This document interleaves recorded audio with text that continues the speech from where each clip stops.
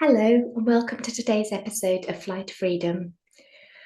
I wanted to talk about some stuff that's been going on in my own life recently today, and that's all about friendships and how I have been acting within my friendships and how I've been viewing my friendships. And the reason this has become like something I've been working on recently is because I had a friend come and stay, and we had an absolutely wonderful time. And it was so easy. It literally felt so natural, so easy. And I felt completely accepted for myself without having to do anything to be anyone. I could just be me. And that was enough. And I was completely accepted for that. And I felt completely accepted. And it just felt so good that it led me to start looking at my other friendships that I always felt that I had to work really hard in. And right from a child, I have always put other people's needs before my own. If, say, I wanted to meet a friend for a walk and there was a time that I could do, let's say Wednesday at 12, and the friend wanted to do Wednesday at 4:30, which was a really difficult time for me and I had other plans. I would cancel my plans and change them to fit in with my friend, not expect anybody to change anything to fit in with me.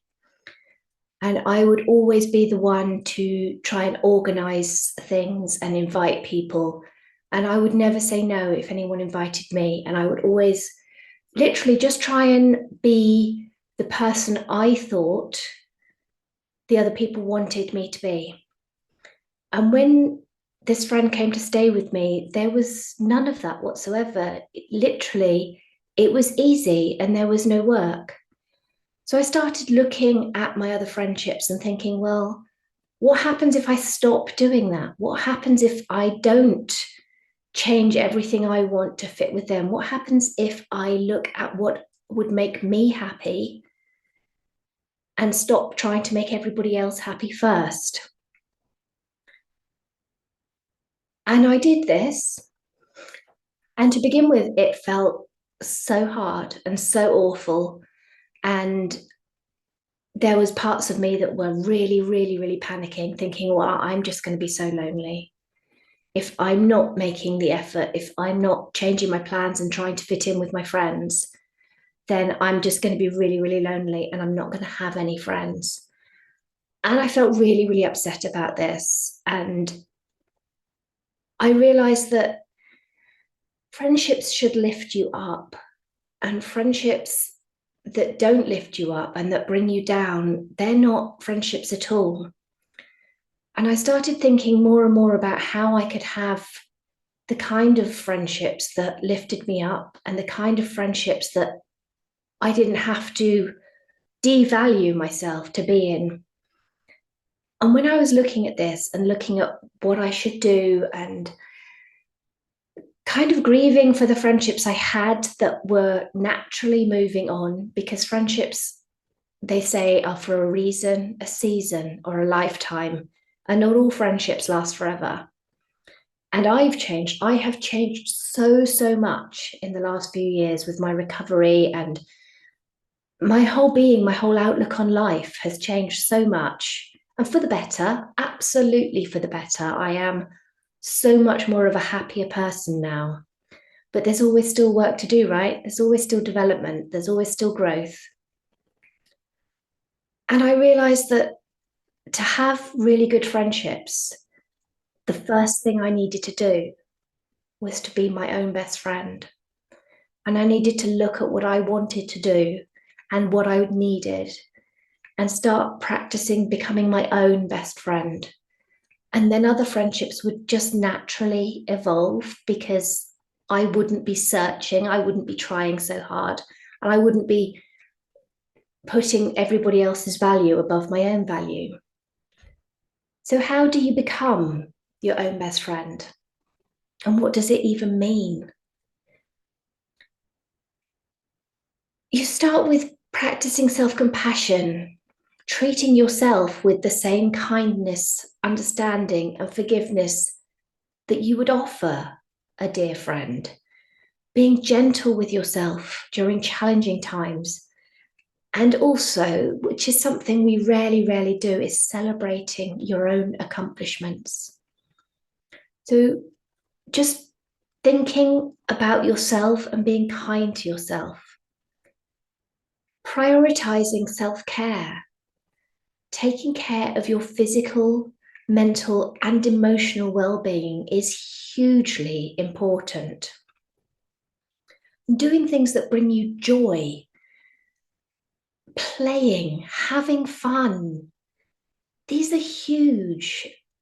Also relaxing, taking time, don't feel you have to be busy all the time, but just spend time relaxing, time for yourself, read a book, watch a film, or just sit out and watch nature. Things that bring you fulfillment. I mean, the work I do brings me so much fulfillment, helping my clients to find the power to recover and to become their own best friends and to love themselves is the most fulfilling thing I've ever done in my life.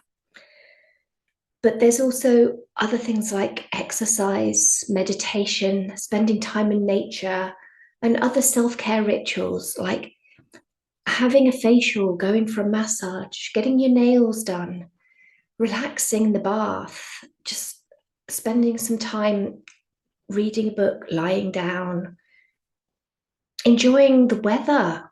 I mean, I think it's such an amazingly relaxing thing to do, to just sit by a river and listen to the water running. Another huge part of being your own best friend is the way you talk to yourself. And a lot of us speak to ourselves so negatively and criticize ourselves.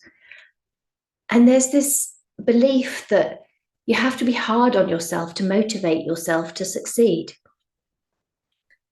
And really, is that true? Do you succeed because you're threatening yourself and telling yourself you're not good enough? Or are you more likely to succeed if you're praising yourself and encouraging yourself and lifting yourself up? So monitor your inner dialogue and replace that self-criticism with self-encouragement. Acknowledge your strengths and talents and achievements. Remember that you are unique. There is only one of you, and you are deserving of love and respect. You don't need to do anything to earn it. You deserve it just by being you. Setting healthy boundaries. Now, this is something that I've had to work so hard on because I don't think I had any boundaries really. But learning to honor your own needs and establish boundaries that support your own well-being. This might involve saying no when necessary and prioritizing your time and your energy. And it might also involve distancing yourself from toxic relationships and situations that bring you down. Embracing self-reflection, taking time to understand yourself better, thinking about your values and goals and dreams, and checking in with yourself and assessing your emotions and looking for areas where you do need to grow. Journaling can be really helpful in this process. And just taking the time to just think, well, okay, like I did, like, how was this weekend with this friend so easy? And yet all my other friendships seem to be so hard. And when I sat down and I looked and I realized that I was sacrificing all my own needs and desires to please everybody else, then I could start, when I'd noticed that and realized what was going on, I could start making the changes and I could start prioritizing my own needs. Be your own cheerleader. Celebrate your achievements, big and small. Acknowledge your progress and give yourself credit for the hard work you put into reaching your goals. Treat yourself with the enthusiasm and support that you would offer a close friend or a child or even a puppy. If you think about how you celebrate training a pet, like giving treats when they've sat down and praise and encouragement, all these things make such a difference. We thrive on encouragement, we thrive on praise. This is why star charts work so well for children, because we love praise, our brains love praise, yet we so rarely praise ourselves.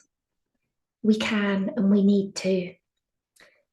And surround yourself with positivity, surrounding yourself with people, experiences, and environments that uplift and inspire you. Look for people that influence you and align with your values and aspirations. This greatly impacts your self-perception and overall well-being.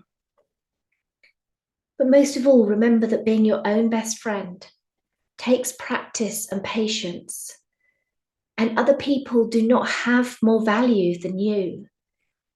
You don't need to put other people above yourself.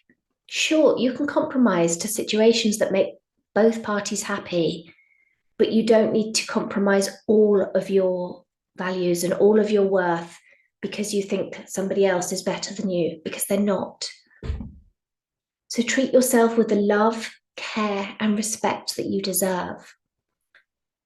You've got this, and so have I, and we can create our own friendships with ourselves that lift us up. And when you are your own best friend, you just naturally attract the people to you that will respect that and will treat you with the friendship that you deserve without you having to compromise any of your own values or your own value. Anyway, thank you so much for listening, and I hope that you found this podcast helpful. Please do rate me 5 stars so that I can reach other people. And I hope you have a great week. I'll see you next week. Love you all.